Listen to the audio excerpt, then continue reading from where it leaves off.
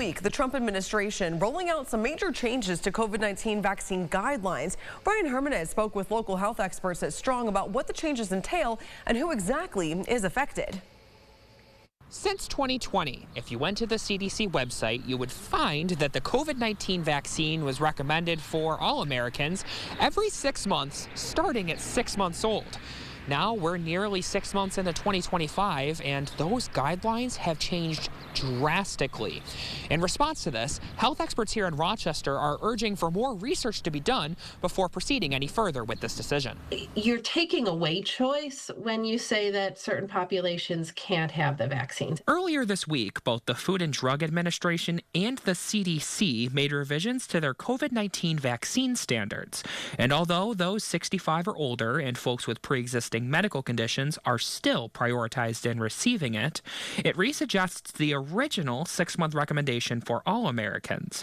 Associate Professor in Pediatrics at the University of Rochester, Dr. Jennifer Nayak, explained why she sees this decision as rash. The current recommendations bypass, really this critical review of the data.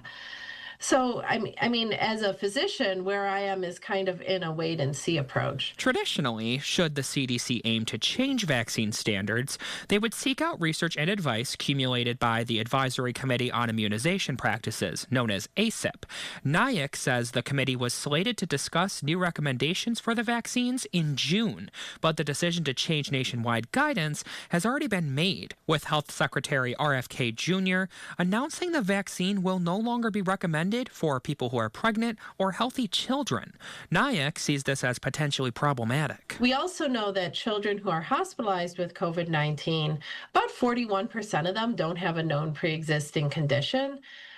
So when you limit vaccination to only children who have pre-existing conditions, you're going to miss some of the children who will get more seriously ill with this virus. Because of these factors, Nayak, alongside other health experts, want federal leaders to reconsider this decision. And I do hope that going forward, we're able to sit down, we're able to evaluate the data kind of following the standard approach and come up with recommendations for how to best go about protecting people from both COVID-19 as well as other infectious diseases.